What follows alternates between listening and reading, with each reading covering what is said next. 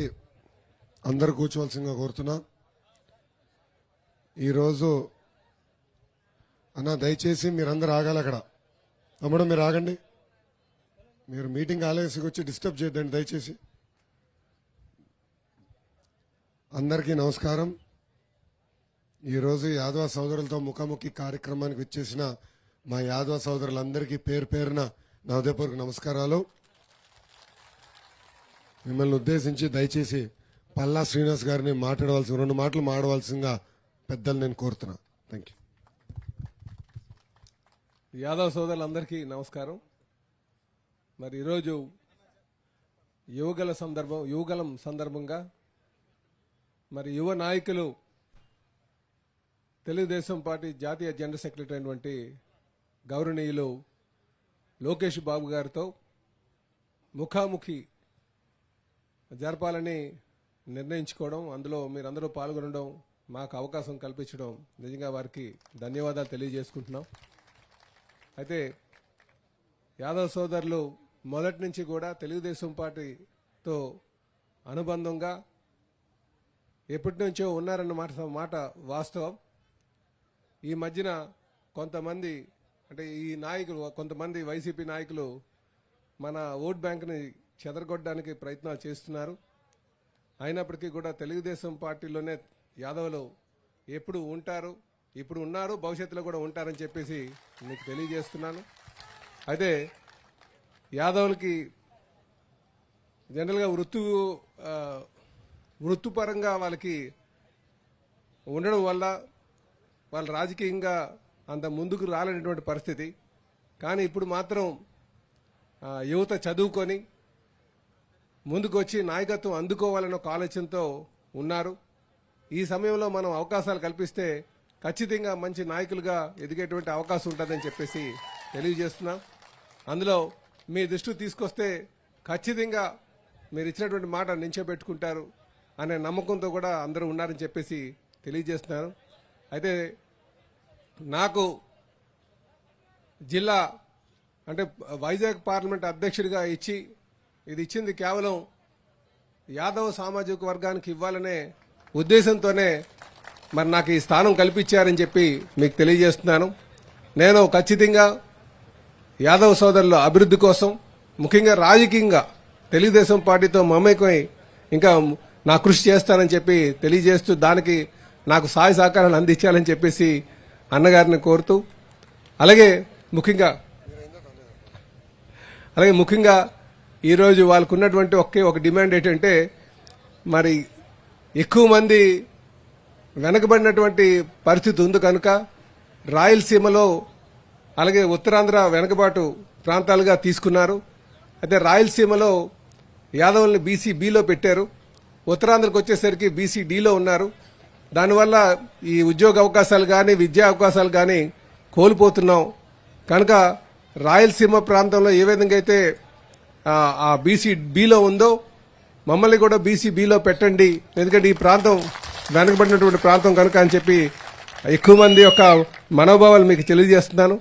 దయచేసి ఈ విధంగా తీసుకెళ్తే బాగుంటుందని చెప్పేసి మిమ్మల్ని రిక్వెస్ట్ చేస్తూ నాకు ఈ అవకాశం ఇచ్చినందుకు మీ అందరికీ కూడా పేరు పేరున నమస్కారాలు తెలియజేస్తూ సెలవు తీసుకున్నాను. నమస్కారం. మీతో ముఖాముఖి కార్యక్రమం అంటే మీ తరపున వకాలత్ పొంది అన్ని ప్రశ్నలు అడిగేశాడు, అన్ని డిమాండ్లు అడిగేశాడు ఆయన. నమస్కారం. అందరికీ నమస్కారం. ముఖ్యంగా మన ఉత్తరాంధ్రలో మన యాదవ్ కమ్యూనిటీ అంతా బడుగు బలహీన వర్గాలకు చెందినవారు. అవన్నీ గుర్తించి మన యువ నాయకుడు మన నారా లోకేష్ గారు మీతో నేరుగా మీ కమ్యూనిటీ తరగ కష్టాలు తెలుసుకోవాలనే ఆలోచనతోటి మంచి సంకల్పంతో ఈ కార్యక్రమానికి అవకాశం ఇచ్చేందుకు అందరూ గట్టిగా చప్పట్ల ద్వారా మన యువ నాయకుడు లోకేష్ గారికి అరసుద్దాలు తెలపాలని మీ అందరినీ కోరుకుంటూ మీరు 1 by 1 అందరూ ఇంపార్టెంట్ అందరూ కూడా అడిగిన పాయింట్ అడగకుండా కొత్త పాయింట్ అడిగితే సారు రేపు రాబోయే రోజుల్లో ఈ రోజు ఏదైతే యువగలం పాదయాత్రలో మన యువ నాయకుడు నారా లోకేష్ గారు తెలుసుకుంటున్నారో ఆ సమస్యలన్నీ కూడా రేపు మన ప్రభుత్వం రావడం తగ్గో, మన ముఖ్యమంత్రిగా చంద్రబాబు రావడం తగ్గో, మన యువ నాయకుడు నాయకత్వాలు అవన్నీ కూడా ఇంప్లిమెంట్ అవుతాయని మీ అందరూ కూడా పేరు పేరున మరొకసారి ప్రోగ్రాం వరకు డిసిప్లిన్ గా అందరూ కూడా సమయం పాటించాలని మా యాదవ్ సోదరులందరికీ అన్న మా ప్రాంతంలో యాదవులు ఆ రోజు క్రిస్టియన్ వంశానికి చెందిన కులం ఇది. అందుకు ఆలోచనతోటి అన్న నందమూరి తారక రామారావు కృష్ణావతారం ఉన్న ఫోటో ప్రతి ఒక్క యాదవుల ఇంట్లో కూడా ప్రతి ఒక్క యాదవుల పూజ గదిలో ఆ మహానుభావుడు నందమూరి తారక రామారావు కృష్ణుడు వేషధారంలో ఉన్న ఫోటో పెట్టి ప్రతి పూజ గదిలో కూడా పూజిస్తారన్న. అది మా ప్రాంతంలో ఉన్న యాదవ్ కమ్యూనిటీకి మన తెలుగుదేశం పార్టీ వ్యవస్థాపక అధ్యక్షులు నందమూరి తారక రామారావు మీద భక్తిభావం ఉన్న 100% మనెంపటే ఉంటారు. ప్రతి ఎలక్షన్ ఆటలో కూడా మన పార్టీ మీద ఎంతో విధేయతగా ఉంటున్నారు. అలాగే మా నియోజకవర్గంలో కూడా మన కసికోట మండలంలో కూడా మనం కూడా మండల ప్రెసిడెంట్ యాదవ్ కమ్యూనిటీ కూడా ఇచ్చామన్నా. ఇక్కడ కసికోట మండలంలో వాళ్ళ వైఫ్కి ఇచ్చామన్నా, పంచదార లక్ష్మీ గారు వైఫ్ కూడా ఇచ్చామన్నా. అలాగే 4 ఎంపీటీసీలు 8 మంది సర్పంచులు మన పార్టీలో కూడా మంచి స్థానం కల్పించారన్నా. మీరు కూడా మా తమ్ముడు పల్లా శ్రీని గారికి మంచి అవకాశం కల్పించేందుకు, జిల్లా అధ్యక్షులు ఇచ్చేందుకు మరొక్కసారి మా యాదవ్ కమ్యూనిటీ తరఫున మా లోకేష్ అన్న గారికి కూడా మీ తరఫున నా తరఫున ప్రత్యేక ధన్యవాదాలు తెలుపుతూ ఇప్పుడు సభ సార్ మాట్లాడతారు. 1 by 1 అన్ని కూడా క్లుప్తంగా చెప్పండి. యమ స్పీడ్ లో ఉన్నావు తమ్ముడు. జై యాదవ్, జై యాదవ్. ఈరోజు ఈ సమావేశానికి ఇచ్చేసిన మా యాదవ్ సోదరులందరికీ పేరు పేరున నా ఉదయపూర్వక నమస్కారాలు. ఇక్కడున్న అందరినీ ఒకసారి ఆలోచించమంటున్నా. యాదవ సోదరులకి రాజకీయ ఆర్థిక స్వాతంత్రం వచ్చిందంటే దానికి కారణం విశ్వవిఖ్యాత నట సార్వభౌమ స్వర్గశ్రీ నందమూరి తారక రామారావు గారు. ఆనాడు మన సామాజిక వర్గానికి చెందిన కుర్రోల్ని ఎత్తికి ఎమ్మెల్యేలు చేసి మంత్రులు కూడా చేసిన ఘనత మన అన్న ఎన్టీఆర్ది. ఇక్కడ మీరందరూ ఆలోచించాలా. బాబు గారు ముఖ్యమంత్రి ఉన్న 5 సంవత్సరాల్లో ఆర్థిక శాఖ మంత్రి యనమల రామకృష్ణ గారు. ఇప్పుడు ఆర్థిక శాఖ మంత్రి ఎవరండి? బుగ్గన్న రాజేంద్రనాథ్ రెడ్డి గారు. చంద్రబాబు నాయుడు గారు ఉన్నప్పుడు టీటీడీ చైర్పర్సన్ ఎవరండి? పుత్తా సుధాకర్ యాదవ్ గారు. ఇప్పుడు టీటీడీ చైర్పర్సన్ ఎవరండి? వైవి సుబ్బారెడ్డి గారు. తెలుగుదేశం వైవి సుబ్బారెడ్డి గారు మొన్నటి వరకు, ఇప్పుడు భూమన్న కరుణాకర్ రెడ్డి గారు. నేను ఇంకా వైవి సుబ్బారెడ్డి గారి గురించి ఆలోచిస్తున్నా. ఏపీఐఏసీ చైర్మన్ గారు గతంలో ఎవరు? కృష్ణ యాదవ్ గారు. ఇప్పుడు అదే ఏపీఐఏసీ చైర్మన్ ఎవరు? జబర్దస్త్ ఆంటీ.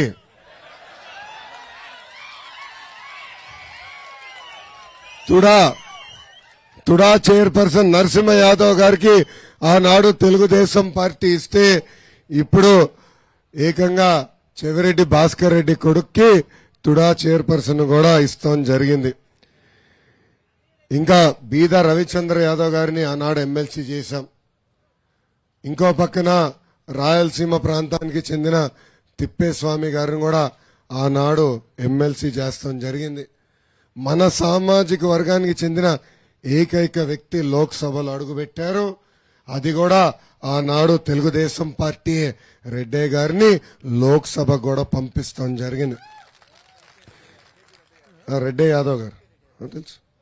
అందుకే ఇక్కడున్న యాదవ్ సోదరులు కూడా హామీ ఇస్తున్నా, మళ్ళీ 2024 ఎన్నికల్లో లోక్సభకి మళ్ళీ మన యాదవ సోదరులు కూడా పంపించే బాధ్యత నేను వ్యక్తిగతంగా తీసుకుంటా. అది రాజకీయంగా. ఇంకా ఆర్థికంగా కూడా మనం ఆడుకోవాలా. చంద్రబాబు నాయుడు గారు ముఖ్యమంత్రిగా ఉన్నప్పుడే యాదవ సోదరులకి ప్రత్యేక కార్పొరేషన్ ఏర్పాటు చేశాం, నిధులు కేటాయించాం. యాదవ సోదరుల అభివృద్ధి కోసం ఆనాడు నిధులు ఖర్చు పెట్టాం. ఆదరణ పథకం ద్వారా 90% సబ్సిడీ ద్వారా పన్నిమొట్లు అందజేశాం. గొర్రెలు కొనాలంటే సబ్సిడీ ఇచ్చాం. గొర్రెలు కావాల్సిన ఫీడ్ అందజేశాం. మందులు కూడా సబ్సిడీ ద్వారా అందజేశాం. ఆనాడు గోపాల్ మిత్రులు నియమించి మన ఆవులు బర్రెలకి ఏమైనా ఇబ్బంది ఉంటే గోపాల మిత్రులు పరిగెత్తుకుంటూ వచ్చే పరిస్థితి. పాదయాత్ర చేస్తుంటే అడుగడుగునా చెప్పారు, అన్న పవిత్రమైన కార్యక్రమం గోపాల్ మిత్ర, ఆ కార్యక్రమాన్ని కూడా ఈ ప్రభుత్వం రద్దు చేసిందని. పాపం గోపాల్ మిత్రకి ఎక్కడ జీతాలు వచ్చే పరిస్థితి లేదు. గతంలో మన ఆవు దగ్గినా తుమ్మినా గోపాల్ మిత్రులు పరిగెత్తుకుంటూ వచ్చే పరిస్థితి. ఇప్పుడు వెటనరీ డాక్టర్ రావాలంటే దాదాపు 2,000 రూపాయలు ఖర్చు పెట్టే పరిస్థితి. ఇంకేమనంటే 0.5%, 0.5% 2% మంత్రి గతంలో అనేక సెటైర్లు ఇస్తాడు. ఎవరైనా పేరు ఆయన పేరేంటి? అనిల్ కుమార్ యాదవ్ గారు ఇరిగేషన్ శాఖ మంత్రిగా చేశాడు, అనేక సెటైర్లు వేశాడు. ఇంకా సైకో జగన్ ఇంటికి పంపించేశాడు. ఇక్కడున్న కుర్రోళ్ళు కూడా గుర్తుపెట్టుకోవాలా, అందరినీ ఎగతాళి చేస్తూ మాట్లాడాడు ఆయన. చంద్రబాబు నాయుడు గారిని కూడా ఎగతాళి చేస్తూ మాట్లాడాడు ఆయన. ఇప్పుడు ఏమైంది ఆయన పరిస్థితి? ఇది psycho Jagan policy, use and throw policy. ఇది జరుగుతుంది ఈరోజు.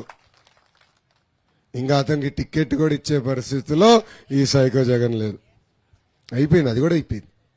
82 మంది మార్చుతా అన్నారు కదా, దాంట్లో ఈయన చీటీ కూడా చిరిగిందంట. సో ఉన్న కొంతమంది పదవులు కూడా పీక్ వదలు పడేస్తున్నాడు. సో ఆర్థికంగా, రాజకీయంగా నాడు నేడు ఎప్పుడు యాదవ సోదరులకు అండగా నిలబడింది మన పసుపు జెండా. ఇక్కడ యాదవ సోదరులు కూడా చెప్తున్నా, 3 నెలల్లో ఓపిక పట్టండి, మన ప్రభుత్వం వస్తుంది. దామాషా ప్రకారం కార్పొరేషన్ నిధులు కేటాయించి మన అభివృద్ధి కోసం ఆ నిధులు ఖర్చు పెట్టే బాధ్యత వ్యక్తిగతంగా మేము తీసుకుంటాం అన్న. ఇక్కడ ఆలోచించుకోవాలి ఇంకోటి, తెలుగుదేశం పార్టీకి చెందిన యాదవ నాయకులందరిపైన కేసులు పెట్టారు. పల్లా శ్రీనివాస్ గారు పెద్ద ఎత్తున పోరాడినందుకు ఏకంగా ఆయన కమర్షియల్ బిల్డింగ్ కూడా పగలగొట్టించాడు ఈ సైకో జగన్. అంటే మన తరపున పోరాడకూడదా? మన తరపున ప్రశ్నలు అడగకూడదా? పల్లా శ్రీనివాస్ గారు చేసిన తప్పేంటి? ప్రశ్నిస్తాం, ఈ ప్రభుత్వాన్ని నిలదీస్తాం. అన్ని పర్మిషన్లు ఉన్న బిల్డింగ్ పగలగొట్టారు. ఇంకా యనమల రామకృష్ణ గారు పెళ్లికి వెళ్ళినందుకు ఎస్సీ ఎస్టీ కేసు పెట్టారు యనమల గారి పైన. ఇంకా బీద రవిచంద్ర యాదవ్ గారి పైన కేసులు పెట్టారు. సో మన తరపున పోరాడుతున్న తెలుగుదేశం పార్టీ యాదవ్ నాయకులపైన దొంగ కేసులు పెట్టి ఇబ్బంది పెడుతుంది ఈ ప్రభుత్వం. కానీ తెలుగుదేశం పార్టీ యాదవ్ నాయకులందరూ ఒకటే అన్నారు, మనం తగ్గేదే లేదు. ఏనా యనమల గారు ఏమైనా తగ్గారా? బీదన్న ఏమైనా తగ్గాడా? పల్లన్న ఏమైనా తగ్గాడా? రూట్ మార్చాడా? భయం మన బయటలోనే లేదు. ప్రజల తరపున నిరంతరం పోరాడారు. మన సామాజిక వర్గానికి జరుగుతున్న అన్యాయం పైన పోరాడారు. ముందు పోరాడతామని కూడా ఈ సభాముఖంగా తెలుపుకుంటూ ఇప్పుడు ఈ ముఖాముఖి కార్యక్రమం ప్రారంభించవలసిందిగా పెద్దలు నేను కోరుతున్నా. అందరికీ నమస్కారం. ఎవరిని ఆదుకోవాలి చెప్పు బ్రదర్? నాయకులనా? అరే భలే ఉన్నావు. నాకు కార్యకర్తల్ని నాయకులు నా గుండెల్లో పెట్టుకుని కాపాడే బాధ్యత నేను వ్యక్తిగతంగా తీసుకుంటా బ్రదర్. 20వ తారీఖు బాబు గారికి ఏమి ఇవ్వబోతున్నాను తెలుసా? బాబు గారికి 20వ తారీఖు నేను ఏమి ఇస్తున్నాను అనుకుంటున్నారు? ఏం గిఫ్ట్? నీకేం తెలుసా? నీకు చెప్పలేదు భరత్. తోడల్లుడికి అన్ని తెలుసు అనుకుంటున్నాడు. చెప్పండి. నో ఎర్ర బుక్కు. ఏ అధికారులైతే చట్టాన్ని ఉల్లంఘించి మన పైన దొంగల కేసులు పెట్టి ఇబ్బంది పెట్టారో వాళ్ళ పేర్లంతా రాసుకున్నా. పాదయాత్రలో కార్యకర్తలు నాకు చెప్పారు, అన్నా ఈ వ్యక్తి నన్ను ఆపైన కేసు పెట్టాడు, ఈ వ్యక్తి వల్ల నేను జైలుకి వెళ్ళానని చెప్పారు. ఇమ్మీడియట్ గా సాయంత్రం ఎర్ర బుక్ లో రాశా. ఊరూరు పబ్లిక్ మీటింగ్ లో ఎర్ర బుక్ చూపించాను. ఆ ఎర్ర బుక్ మన బాబు గారికి ఇస్తానని సభాముఖంగా హామీ ఇస్తున్నా.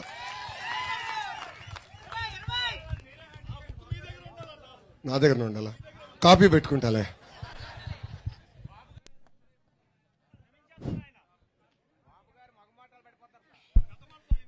ఇక 53 రోజులు జ్యుడిషియల్ రిమాండ్కి వెళ్ళింది. అది మొహమాటాలు ఉంటాయా రాముడికి? సీనే లేదు బ్రదర్. ఆ రోజు వస్తాడు కదా, సింహం వస్తాడు చూడు. 20వ తారీఖు ఏం మాడతారో విందాం. వేటాడుతుంది సైకోని చూడు సింహం. బాబు గారు అప్పుడప్పుడు మర్చిపోయినా వడ్డీతో సహా నేను చెల్లిస్తా, ఏం కంగారు పడదు. అన్న ముందుగా నమస్తే. మా యాదవ సోదరులతో కూర్చొని ముఖాముఖి మాట్లాడాలనే మీ ఆలోచనకు ముందుగా నేను ప్రత్యేక కృతజ్ఞతలు తెలియజేసుకుంటున్నానన్నయ్య. ఇక్కడికి విచ్చేసిన యాదవ సోదరులందరికీ మరొకసారి ఇంతమందిని ఒకే దగ్గర కలవడం కూడా చాలా ఆనందంగా ఉంది. ముందుగా నేను ఒక 2 పాయింట్లు మీ ముందు తీసి రావాలనుకుంటున్నానన్నా. అన్న, మా యాదవ సోదరులు ఎక్కువగా గొర్రెల పెంపకంపై ఆధారపడి ఉంటాం. అలాంటి నిత్యం పొద్దున్న వెళ్ళిపోయి మార్నింగ్ 6కి వెళ్ళిపోయి ఈవినింగ్ వరకు ఆ గొర్రెల పెంపకంలో ఉండిపోతారు. అలా సుమారు ఒక 50 సంవత్సరాల జీవితం ఈ గొర్రెల పెంపకంలోనే గడిచిపోతుంది ఇంటి పెద్దతనులు. నేనేమంటానంటే అన్న, వాళ్ళు వయసు మడలిన తర్వాత వాళ్ళ కుటుంబానికి ఆసరాగా ఉండేలాగా ఒక పెన్షన్ సదుపాయం కలిగించాలని మనస్ఫూర్తిగా మీకు వేడుకుంటున్నానని. 50 సంవత్సరాలు దాటిన ప్రతి గొర్రెల పెంపకాదుడికి. అన్న, 2వ పాయింట్ ఏంటంటే, మేము ఎక్కువగా కొలిసే మా కృష్ణుడు మేమంటే మా సమీపంలో ఉంటే మేము చాలా ఆనందంగా ఉంటాం. ప్రతి 100 కుటుంబాలు ఉన్న పంచాయతీలో కృష్ణుడి గుడి కట్టుకునేలా ఆ పంచాయతీలో స్థలం కేటాయించాలని మనస్ఫూర్తిగా వేడుకుంటున్నాం. ఎందుకంటే అన్నయ్య, మేము కొంతమంది ఉన్న అవతల పార్టీల తరపున కానీ రాజకీయ దౌర్జన్యాలకు కానీ ఎదిరి వెళ్ళి అడగలేకపోతున్నాం. కాబట్టి 100 కుటుంబాల దాటి ఎక్కడైతే యాదవ సోదరులు ఉన్నారో అది ఒక ప్రభుత్వం కంపల్సరీగా స్థలం కేటాయించే విధంగా చేయాలని వేడుకుంటున్నామని. ఈ అవకాశం ఇచ్చిన మీ అందరికీ ప్రతి ఒక్కరికి వేడుకుంటూ సెలవు తీసుకుంటున్నాను. Thank you.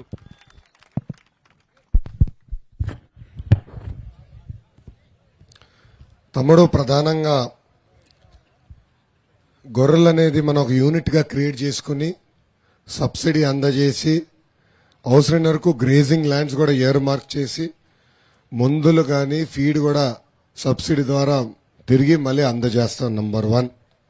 రెండోది, భూమి కేటాయిస్తాం కాదు, గుడులు కూడా కట్టే బాధ్యత మన ప్రభుత్వం తీసుకుంటుంది. ఇది ఎండోమెంట్ బడ్జెట్ నుంచి కాదు, రాష్ట్ర బడ్జెట్ నుంచి. ఎండోమెంట్ బడ్జెట్ సెపరేట్, రాష్ట్ర బడ్జెట్ నుంచి నిధులు కేటాయించి గుడులు కట్టి అది కూడా మళ్ళీ ఎండోమెంట్ కి అనుసంధానం చేయం. లోకల్ కమిటీ వేసి ఆ కమిటీ ఆధారంలోనే ఆ గుడి నడిసే విధంగా చట్టాలు మేము తీసుకురాబోతున్నాం. ఇప్పటికీ బాబు గారు ఈ విషయం పైన చాలా క్లారిటీతో ఉన్నారు. పెన్షన్ విషయం నా దృష్టికి తీసుకొచ్చారు. ఇది ఎంత ఖర్చు అవుతుంది ఏంటనేది వివరాలు సేకరించిన తర్వాతనే దీనిపైన నేను స్పందిస్తా. కానీ ఇంకో మాట కూడా చెప్తున్నా, మహిళలందరికీ బాబు గారు మహాశక్తి అని ఒక మేనిఫెస్టో రూపంలో ప్రకటించారు. అది మన మొదటి 6. దాంట్లో ప్రధానంగా 4 హామీలు. మొదటిది ఆడబిడ్డ నిధి. 18 సంవత్సరాల నుంచి 59 సంవత్సరాల వయసు నిండా మహిళలకి ప్రతి నెల 1500 రూపాయలు మన ప్రభుత్వం ఇవ్వబోతుంది. అంటే సంవత్సరానికి 18,000, 5 సంవత్సరాలు 90,000. రెండోది తల్లికి వందనం.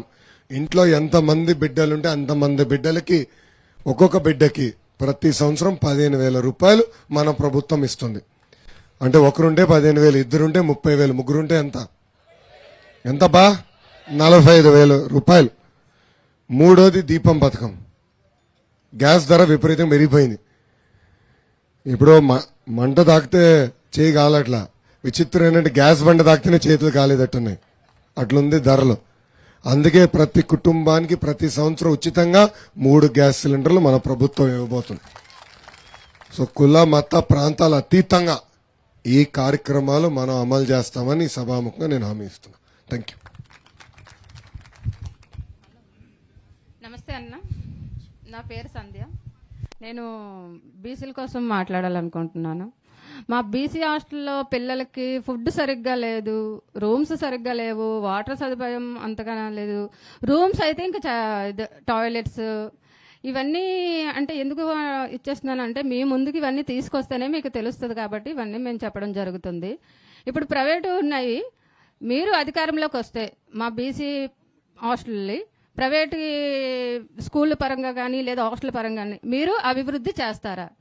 ఈ ప్రభుత్వం ఎందుకు బీసీ వాళ్ళన్నా లేదా ఈ బీసీ హాస్టల్ అన్నా ఎంత చులకనగా చూస్తుంది? అది నాకు కావాలి. నమస్తే.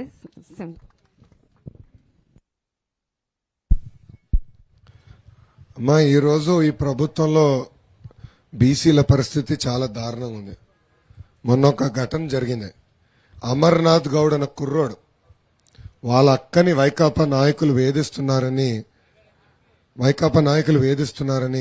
కంప్లైంట్ ఇస్తే ఆ ఊర్లో ఉన్న వైకాపా నాయకులు పిల్లలందరూ వచ్చి అతని చితకబాది అతను చదువుతున్న పుస్తకం నుంచి కాగితాలు చింపి అమర్నాథ్ గౌడ్ నోరులో ఆ కాగితాలు కుక్కేసి బతుకుండగా పెట్రోల్ చేతులు కాలు కట్టేసి పెట్రోల్ పోసి తగలబెట్టేశారు.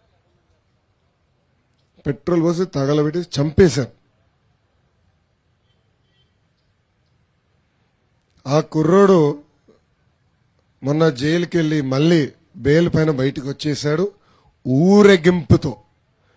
ఊరేగింపుతో ఇంటికి తీసుకెళ్లారు వైకాపా నాయకులు. చూడండి పరిస్థితి ఎంత అన్యాయమో మీరు చూడండి. మా బీసీలు మా ఎస్సీలు అంటాడే ఈ సైకో జగన్, ఆయన సైకోయిజంకి ఇది ఒక ఉదాహరణ. ఎంత అన్యాయమో చూడండి. ఇంతేకాదు ఆంధ్ర రాష్ట్ర వ్యాప్తంగా ఇప్పటికీ నాకున్న సమాచారం మేరకు 26,000 మంది బీసీల పైన దొంగ కేసులు పెట్టి వేధించింది ప్రభుత్వం. అడ్డగోలుగా మన పైన ఎస్సీ ఎస్టీ కేసు పెడుతున్నారు. అందుకే సూపర్ 6 లో ఒక్క 6 తెలుగుదేశం పార్టీ హామీ ఇచ్చింది. మన ప్రభుత్వ అధికారంలోకి వచ్చిన వెంటనే బీసీలకు ఒక ప్రత్యేక రక్షణ చట్టం మనం అమలు చేస్తున్నాం. ఆ చట్టం ద్వారా న్యాయ పోరాటానికి అయ్యే ఖర్చు కూడా ప్రభుత్వమే బనాయిస్తుందని ఈ సభాముఖంగా మా బీసీ సోదరులు నేను హామీ ఇస్తున్నా. ఎవరిని అసభ్యంగా మాట్లాడాలన్నా మన పైన దాడి చేసినా ఫాస్ట్ ట్రాక్ కోర్టులు పెట్టి న్యాయం చేసే బాధ్యత మన ప్రభుత్వం తీసుకుంటుంది. రెండోది, బడుగు బలహీన వర్గాలు చెందిన విద్యార్థుల కోసమే ఈ హాస్టల్స్ ఏర్పాటు చేస్తాం. గురుకుల పాఠశాలలు కానీ బీసీ హాస్టల్స్ కానీ ఏర్పాటు చేస్తాం. కానీ ఈ ప్రభుత్వం అవి కూడా గాలికి వదిలేసే పరిస్థితి ఈరోజు మనందరం చూస్తున్నాం. అందుకే గతంలో కూడా మన ప్రభుత్వం అధికారంలో ఉన్నప్పుడు దాదాపు 2,000 కోట్ల రూపాయలు కేటాయించి మన హాస్టల్స్ రిపేర్లకి ఖర్చు పెడతాం జరిగింది. కానీ అది సరిపోదు, ఇంకా చేయాల్సిన అవసరం ఉంది. మన హాస్టల్స్ లో మెరుగైన మౌలిక సదుపాయాలు కల్పించే బాధ్యత మన ప్రభుత్వం తీసుకుంటుంది. ఇంకో పక్కన మనకు రావాల్సిన పీజీ ఫీ రీంబర్స్మెంట్, విదేశీ విద్య, ఇవన్నీ కూడా ఈ ప్రభుత్వం రద్దు చేసింది తల్లి. అవి రద్దు చేసింది. మన ప్రభుత్వ అధికారంలోకి వచ్చిన మొదటి సంవత్సరంలోనే పీజీ ఫీ రీంబర్స్మెంట్, విదేశీ విద్య మళ్లీ అమలు చేస్తామని ఈ సభాముఖంగా మా బీసీ సోదరులకు హామీ ఇస్తున్నాం. ఈ వసతి దీవెన, విద్యా దీవెన అని ఒక పనికిమాల సంక్షేమ కార్యక్రమాలు పెట్టాడు. ఇప్పుడు తల్లి బిడ్డ అకౌంట్లు ఇద్దరు కలిసి జాయింట్ అకౌంట్లు పెట్టుకోవాలంట. ఎందుకండి గోలా? డబ్బులు ఏమైనా ఉంటే డైరెక్ట్ గా కాలేజ్ అకౌంట్లు వేయచ్చు కదా, అప్పుడు ఇబ్బంది ఉండేది కాదు కదా. అందుకే మన ప్రభుత్వ అధికారంలోకి వచ్చిన వెంటనే ఈ విధానం రద్దు చేస్తాం. డైరెక్ట్ గా డబ్బులు కాలేజ్ అకౌంట్ లోకి వేస్తాం. తల్లిదండ్రులు వాళ్ళ పిల్లల్ని హాయిగా చదివించే బాధ్యత తీసుకుంటారు. అంతేగాని మార్క్ లిస్ట్ కావాలంటే డబ్బులు కట్టాలి, లేదంటే హాల్ టికెట్ కావాలంటే డబ్బులు కట్టాల్సిన పరిస్థితి వచ్చింది. ఇది లేకుండా చేసే బాధ్యత మన ప్రభుత్వం తీసుకుంటుందని ఈ సభాముఖంగా నేను హామీ ఇస్తున్నా. Thank you.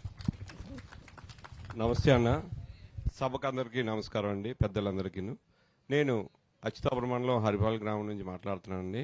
నేను ప్రధానంగా మాట్లాడేది ఇది రోడ్డు సమస్య గురించి మాట్లాడదలుచుకున్నాను సార్ మీకు.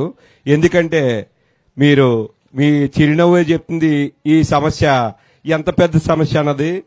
మాకందరికీ ఈ రోడ్డు సమస్య చాలా విచిత్రమైన సమస్య, పెద్ద సమస్యలా కనిపించవచ్చు, కానీ మీకు అది పెద్ద సమస్య ఏం కాదు సార్. ఎందుకంటే రాష్ట్ర వ్యాప్తంగా ఇలాంటి రోడ్లు ఎన్నో రోడ్లు చూసుంటారు సార్ మీరు. అందువల్ల ఇది మీకు పెద్ద సమస్య కాకపోవచ్చు, కానీ మాకు మటుకు చాలా పెద్ద సమస్య సార్. అది మీరు కూడా స్వయంగా అనుభవించారు. ఇది గత 20 సంవత్సరాల నుంచి ఉన్న సమస్య సార్, ఈ రోజు పుట్టింది కాదు సార్. గత 20 సంవత్సరాల నుంచి ఈ సమస్య ఉంది సార్.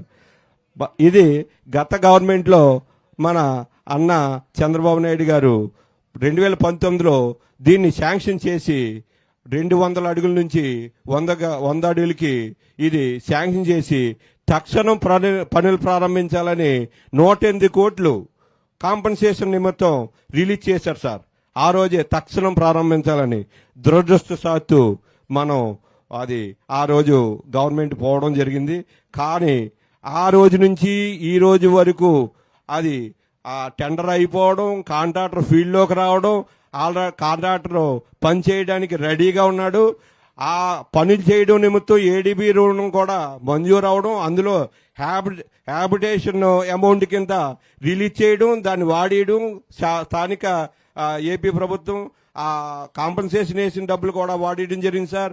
రోడ్డుకి అది వచ్చిన రుణం కూడా వాడేయడం జరిగింది సార్.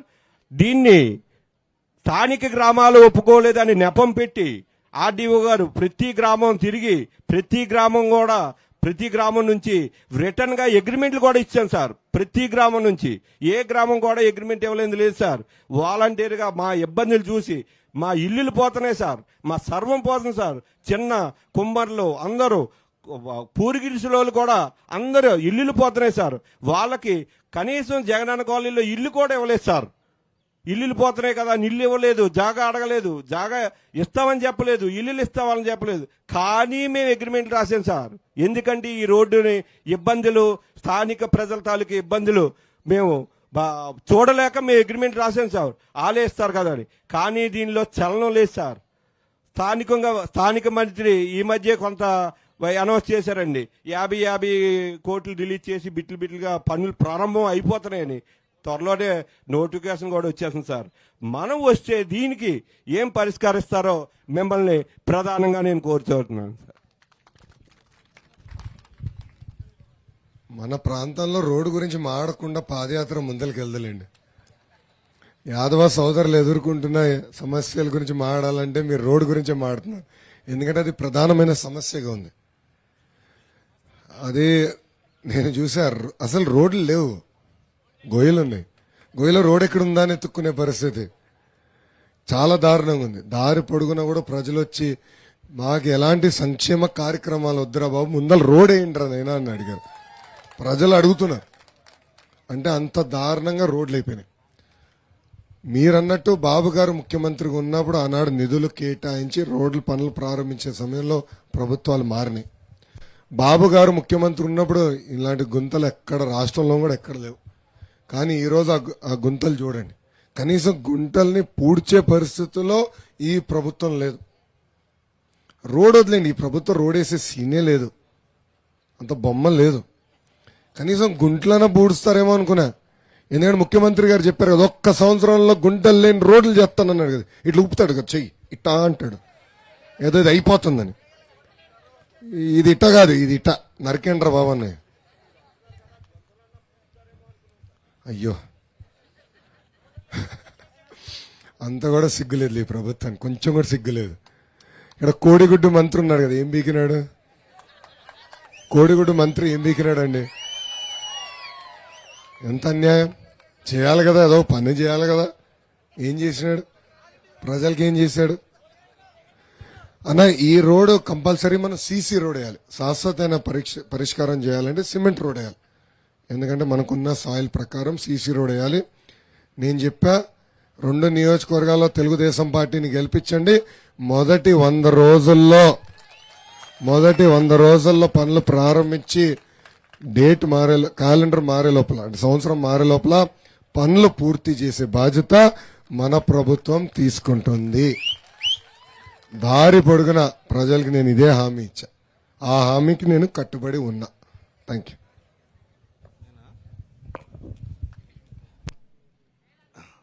సభకు నమస్కారం. లోకేష్ బాబు గారికి, అలాగే చంద్రబాబు నాయుడు గారికి, తాతయ్య ఎన్టీ రామారావు గారికి నమస్కారం.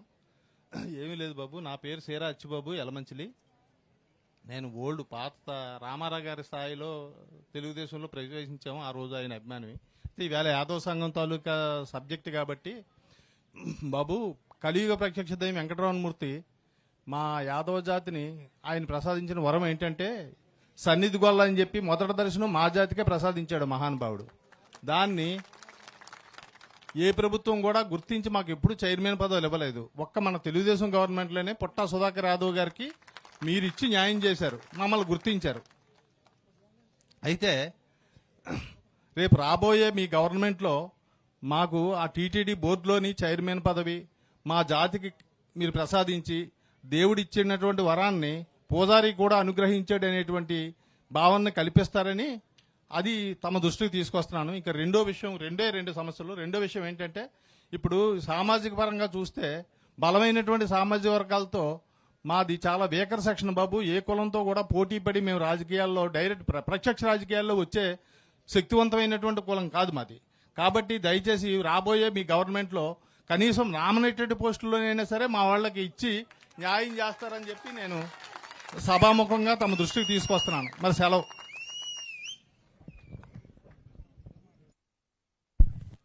అన్న ఒక్క విషయం మీరు చెప్పిన దాంట్లో నేను ఏకీభవించట్లేదు. అరే రాజకీయంగా ఆర్థికంగా బలంగా ఉన్నవాళ్ళు యాదవ సోదరులు, అరే మంత్రులుగా ఎమ్మెల్యేలుగా మళ్ళీ ఎంపీగా కూడా పంపిస్తానంటే మీరేమో మాకు నామినేటెడ్ పోస్ట్ ఇస్తే చాలంటారు. అది ఎట్లా స్వామి? అయ్యో బలమైన వారు మీరు, దాంట్లో ఎలాంటి డౌట్ లేదు. తప్పనిసరిగా రాజకీయంగా పెద్ద ఎత్తున ప్రోత్సహిస్తాం, దాంట్లో డౌట్ అవసరం లేదు. గతంలో ఎమ్మెల్సీలు కూడా అనేక మందికి అవకాశం ఇచ్చాం.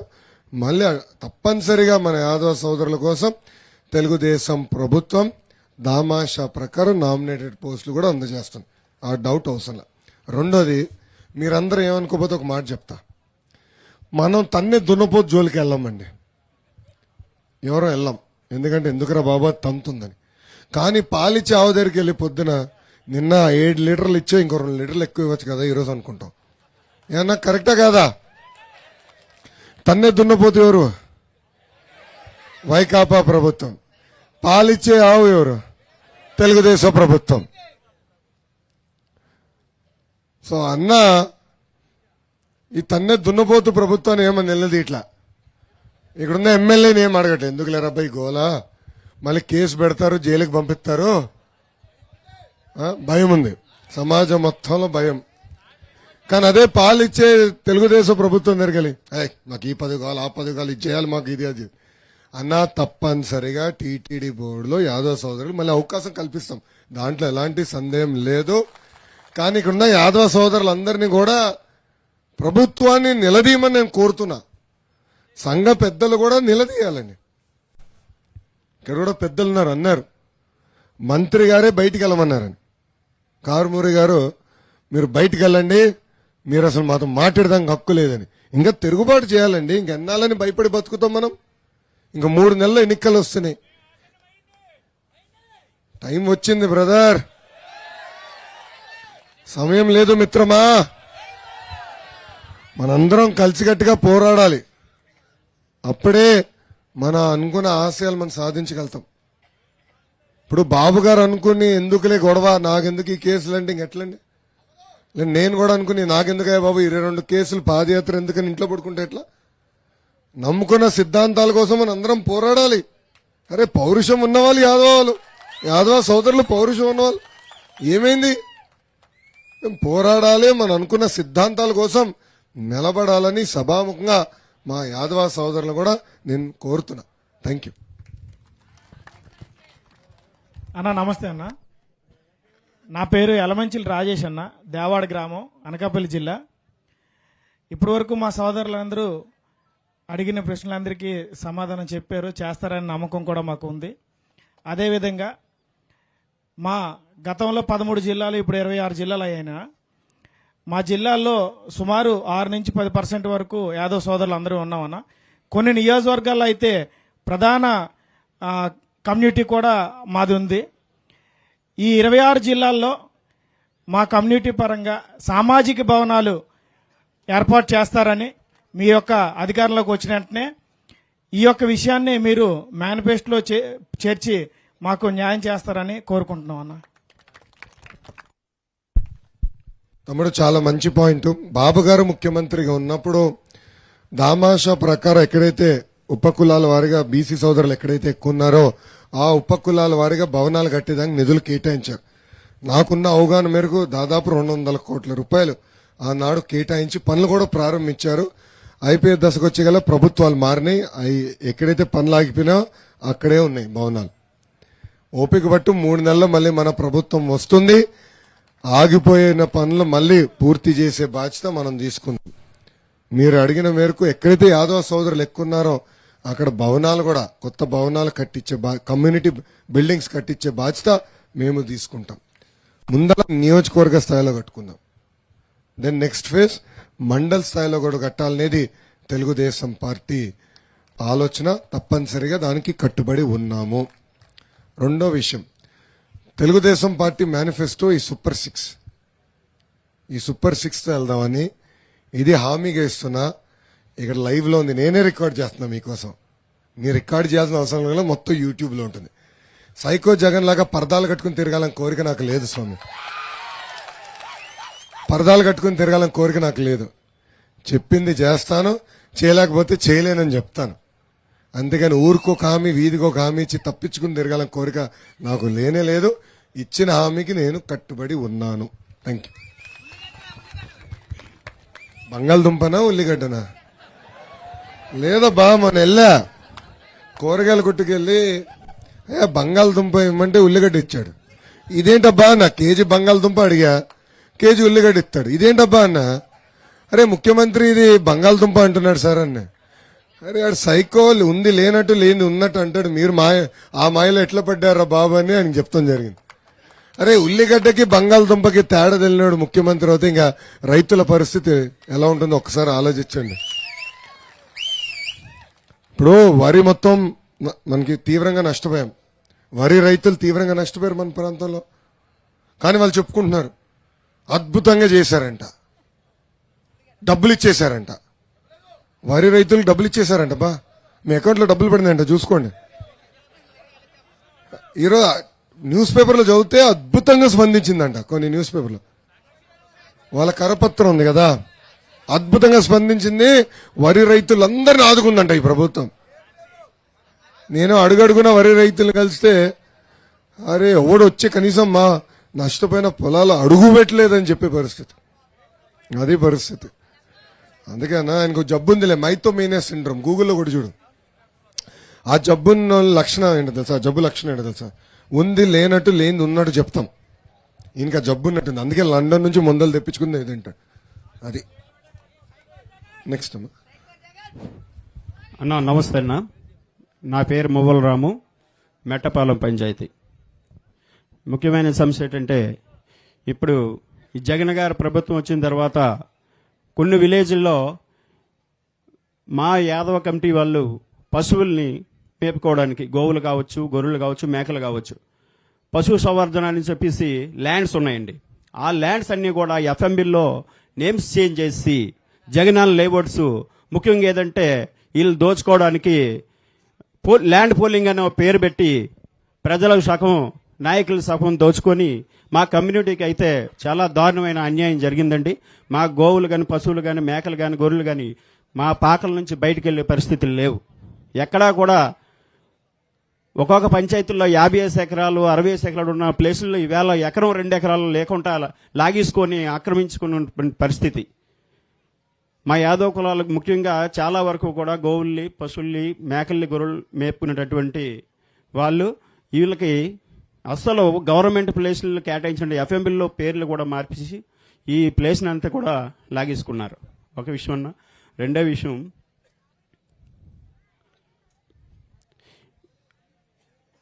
కొత్తగా ఏర్పడినటువంటి అనకాపల్లి జిల్లాలో మొత్తం మీద 3 లక్షల పైచైలు మా యాదవ్ సభ్యులు ఉన్నారండి ఓటింగు. అయితే మా యాదవులందరికీ కూడా కనీసం ఒక పార్లమెంటు స్థానం కానీ, ఒక అసెంబ్లీ స్థానం కానీ మన ప్రభుత్వం నుంచి సీట్ ఇప్పించి కేటాయించాలని ముఖ్యంగా మీకు విన్నపం తెలుపుకుంటున్నాను. తమ్ముడు, అనకాపల్లిలో ఉండేది ఒకే ఒక ఎంపీ స్థానం స్వామి. నేనేం చెప్పాను మీకు? 25 స్థానాల్లో తమ్ముడు కూర్చోండి.